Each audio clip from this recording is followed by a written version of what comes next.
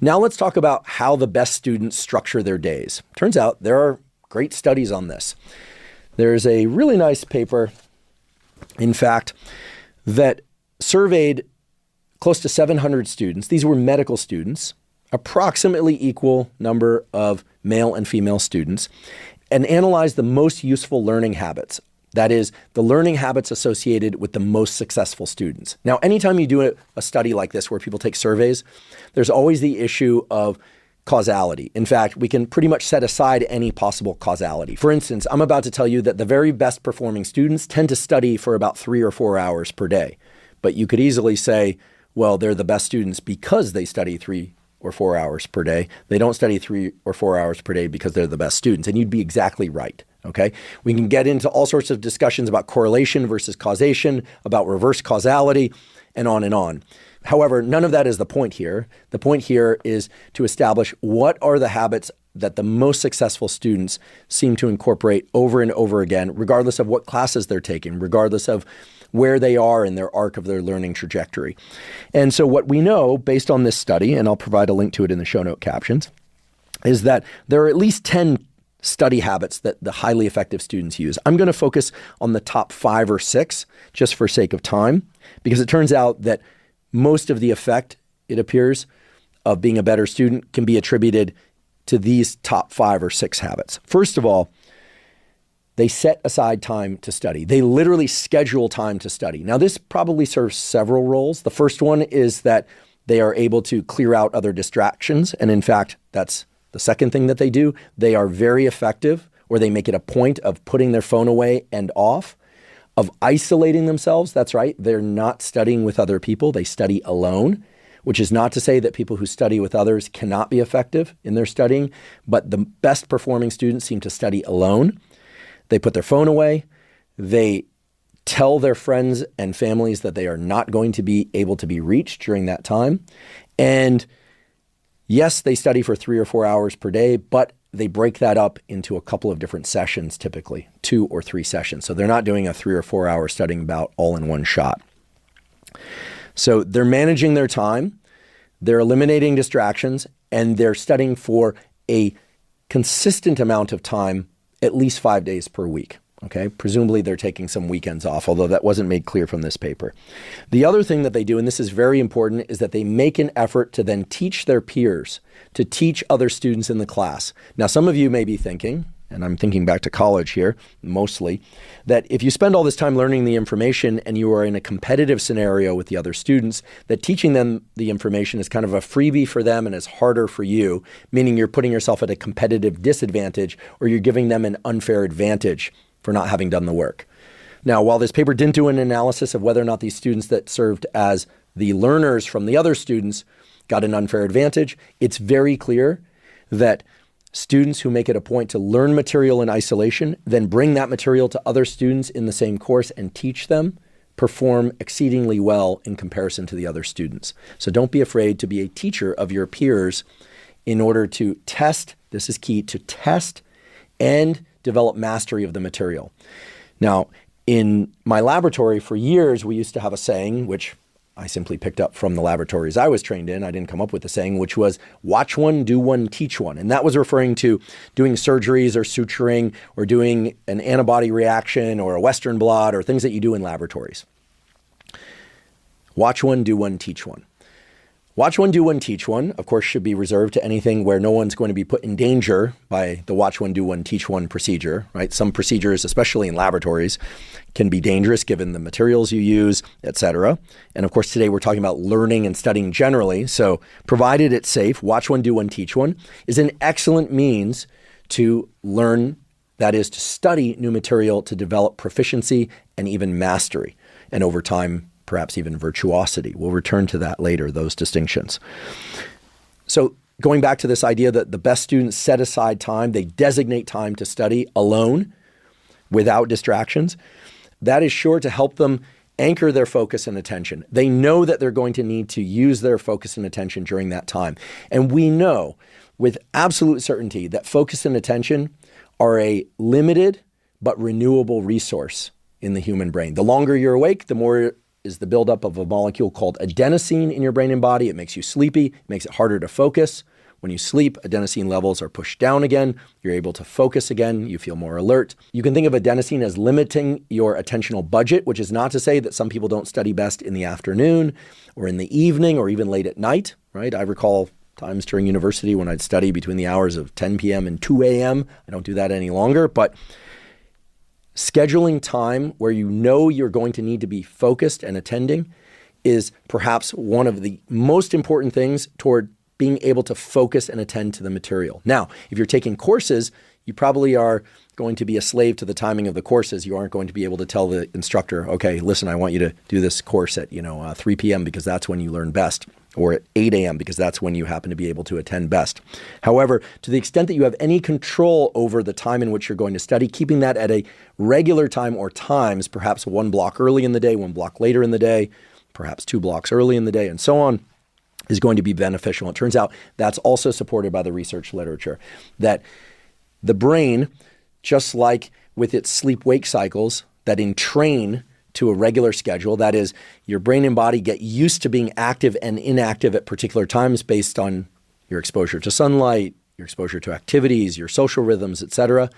If you regularly, meaning for the course of about 3 days, make it a point to focus and study at particular times. Again, pulling your attention back. It's not an automatic process, but pulling your attention back to a specific location, perhaps on a page or that you're listening to in a lecture.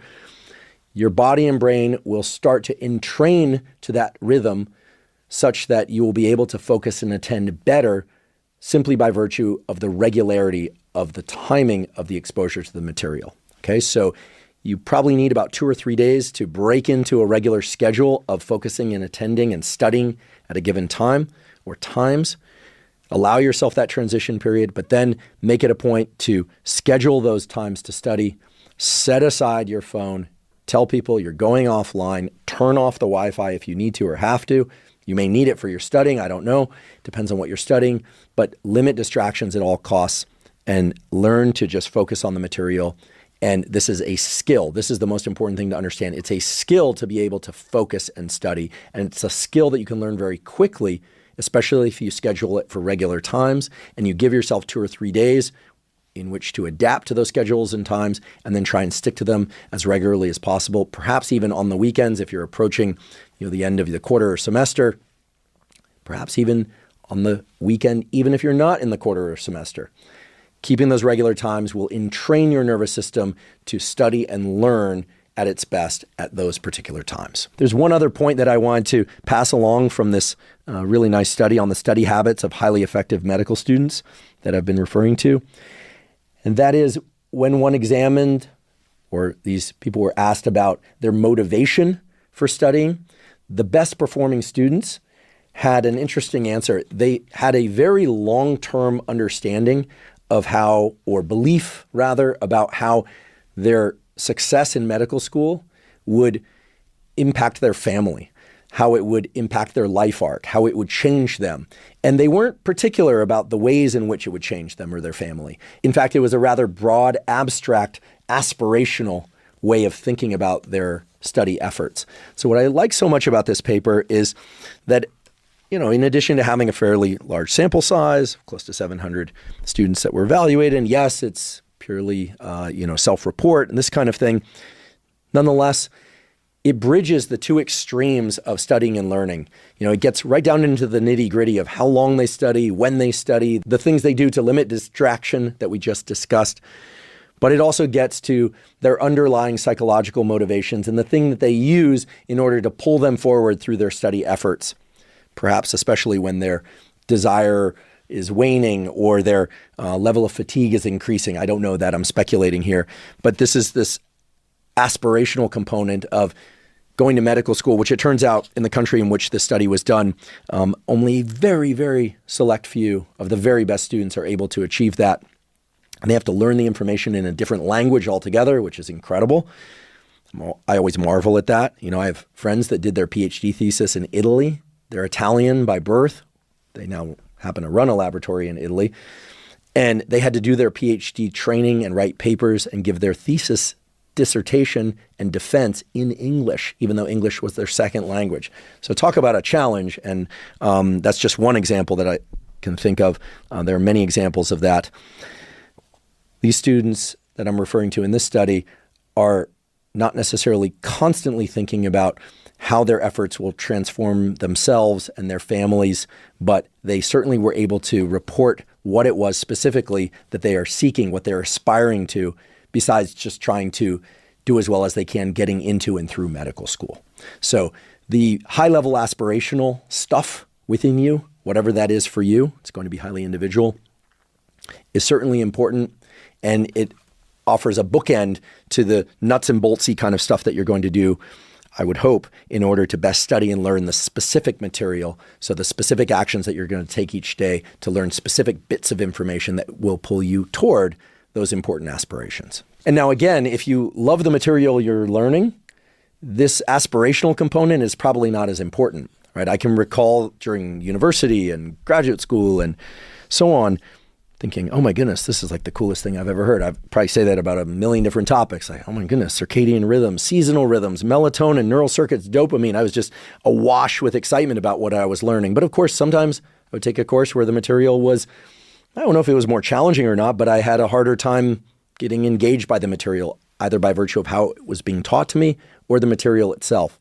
So the ability to attach to some aspirational goal to pull you through can be very valuable. You're not going to love every topic you have to learn. However, I will say that, at least in my experience, some of the courses that I look back on most fondly are the courses that I struggled with the most. And in fact, that's the basis of the next and easily one of the most important studying tools. So a key theme in all of the excellent literature, that is the peer-reviewed research on how best to study, is that studying that feels challenging is the most effective. I know nobody wants to hear this. Everyone wants to hear about flow. Everybody wants to hear about information just sinking into their brain by osmosis. I think it was a Garfield cartoon where he talked about learning by osmosis. There's this very cute real-world video of a kid in a classroom. I believe it's in China, where he's taking the book and he puts it on his head. Maybe I can find this clip, and he's just kind of like trying to wash it into his brain. It's a super cute clip, but guess what? That doesn't work. I mean, it works to put the book on your head. It doesn't work it's not going to get the information into your brain. Perhaps someday there will be ways to rapidly download information into neural circuits. Right now, we've known for hundreds, if not thousands of years, that effort is the cornerstone of learning. So I know there are probably some groans about that. I know some of you perhaps were hoping that today I was going to tell you how to study so that studying wasn't painful. I think I can accomplish that by the end of today's episode. But in order to do that, let's take another quiz. Can you name or list off in your mind 3 tools that the most effective students have been shown to use?